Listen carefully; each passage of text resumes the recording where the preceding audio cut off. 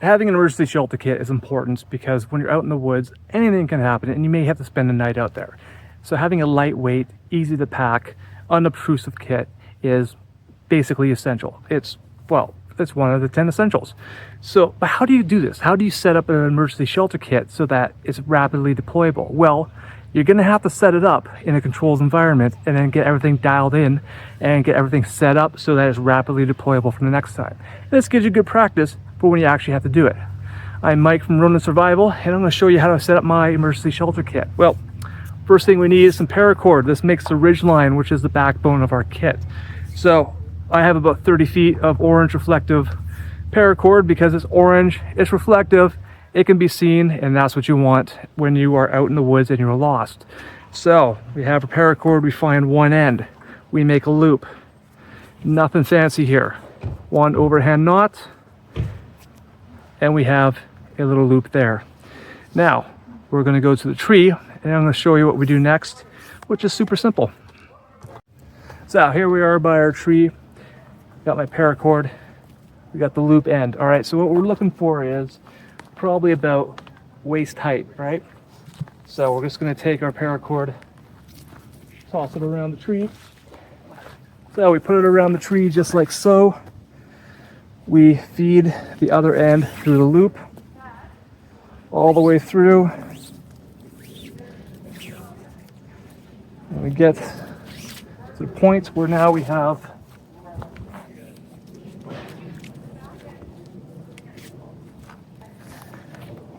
a nice tight loop on one side that we can now pull off of and make our ridge line. Again, I like to see about waist height. Okay, so what I've got here is I have my line. This is heading towards the other tree. This is going around this tree right here where my hammock is set up. And what I now have is basically my running end here and then my static end right here. So how do I tension this? Now there's a bunch of ways we can do it. You can use a taut line hitch, whatever. I like a trucker's hitch, all right? And it's not that difficult to do. All I'm gonna do is I'm taking my line here, I'm making an overhand loop. Now, the overhand loop is actually facing me. You can see how I'm doing it, right? Overhand loop, the one that's over top, is facing me right now. From the running end, I'm gonna run a loop through the overhand loop I've just created.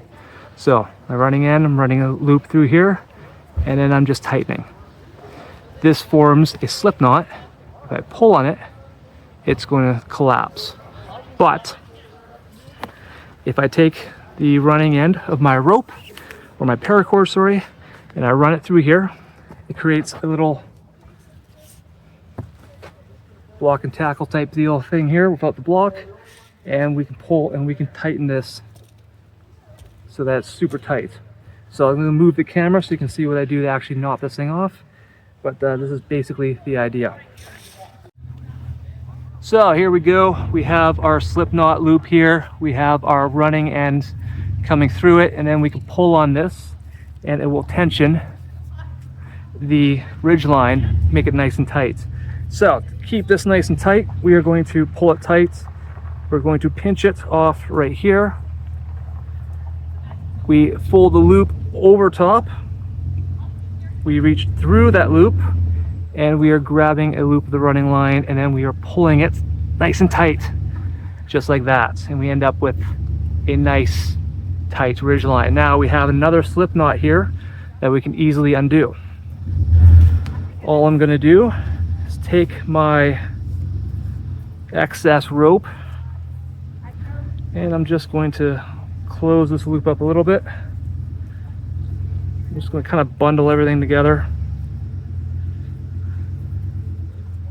Feed everything through this loop, just like so. And then we're just going to tighten it down. It doesn't have to be pretty, it just has to stay there. And now we have our nice tight ridge line. So next step here is we're going to put a couple of Prusik loops on. And what we're going to use for that is some number 36 bank line. This is what I happen to have on the hand. You can use paracord as well. It doesn't really matter that much. But what it's going to do is it's going to form a loop that you can slide back and forth. And that's what we're going to attach our tarp to. So what I do is I take, I don't know, about a foot of bank line.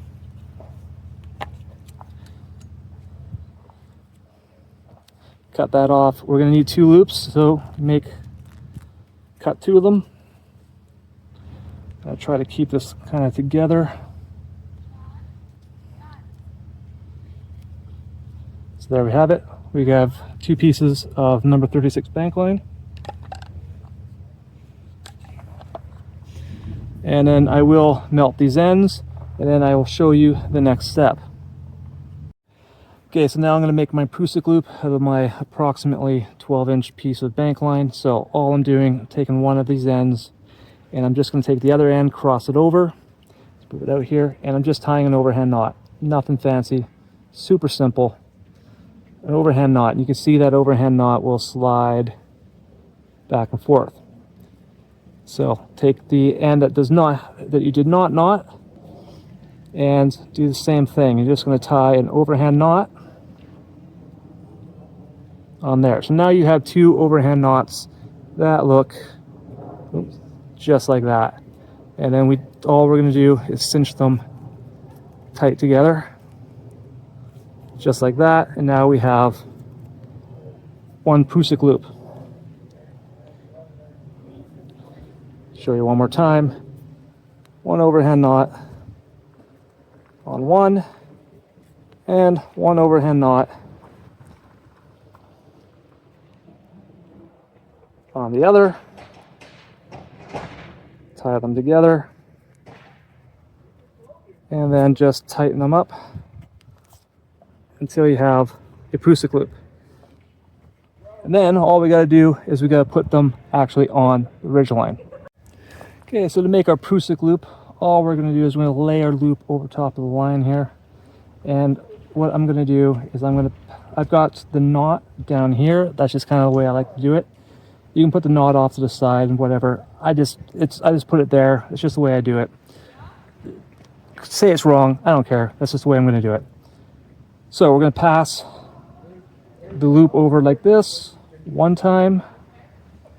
Then we're going to pass it over a 2nd time. And then we're passing it over 3rd time. All right. And what we're going to do is we're going to fair up our knots. And by fair up, what I mean is we want to make it look like this. All right. So we have the loop is running on the outside here. So these wraps here, the inner 2 wraps are going to where the knot is, and the outer 2 wraps are wrapping the loop around here.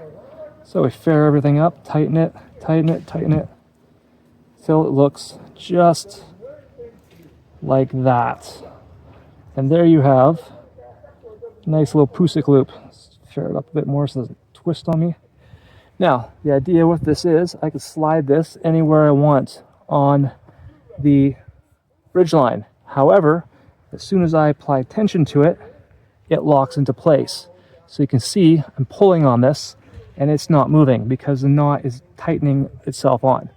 So we take this, and now we have 2 Prusik loops on our ridge line. Next step, we need to actually put a tarp on this thing. So when it comes to actually putting a tarp on this, I've got this one I kind of like. It's the Sport Utility Blanket from Survive Outdoors Longer. It's a 5x7 tarp. I've used this a fair amount. It's held up pretty good. It's pretty durable. You can easily fold it back up. And it's just kind of a nice little tarp because it's got these grommets in it. So we're going to throw this over top.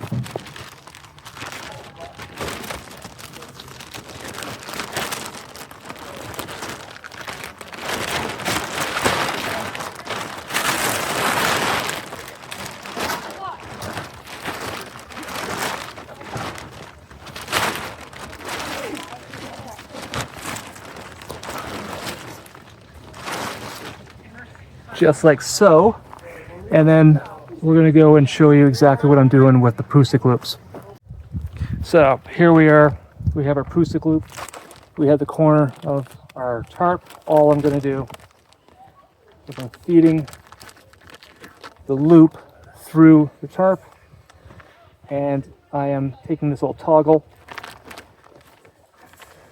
and I'm basically pulling it so that the toggle is in the loop and can't go, is not allowing the loop to go through the hole.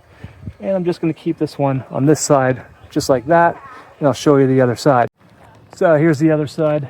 Again, I'm taking my loop, I'm just going to push the knot through, and all I'm doing is taking my toggle, tossing it through, pulling the Prusik loop tight, making the top of my tarp on the ridgeline nice and tight. So that sets up your ridgeline, and it sets up your two Prusik loops. So this is your ridgeline complete and ready to go. But there's a couple other things we need to do first. So now we have to stake these out.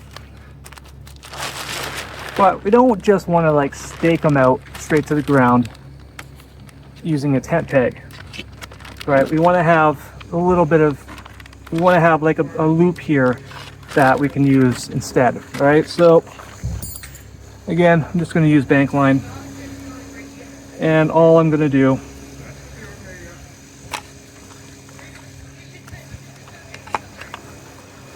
is create myself another little loop. And I'm just going to go ahead and make a Prusik loop as well, in case, because I'm going to include these in my kit, in case I want to have a Prusik loop later on. This is a smaller one though, so it's not going to be as useful, but it's all okay. So what I'm going to do, I'm going to run this through.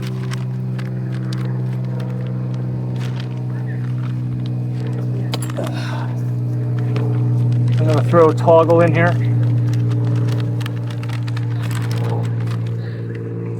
And then I'm going to use my tent peg to actually stake this out.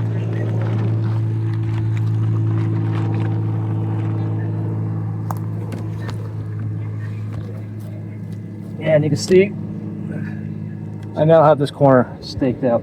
So do the same with the other corner, and then I'll show you.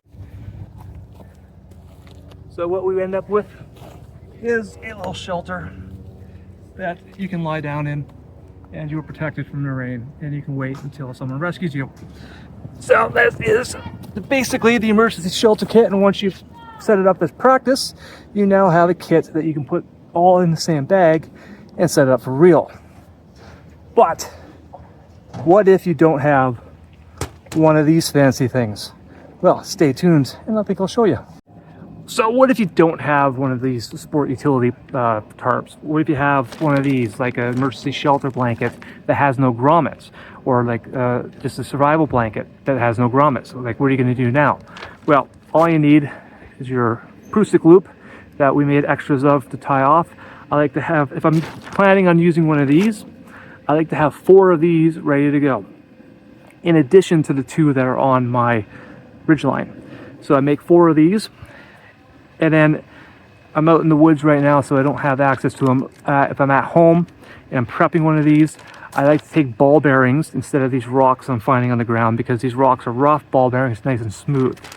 But in a pinch right now, just because I'm doing this video, these will work. So I got a rock, and I place it in the corner of the tarp. So like that. And I'm basically making a little pocket just like this.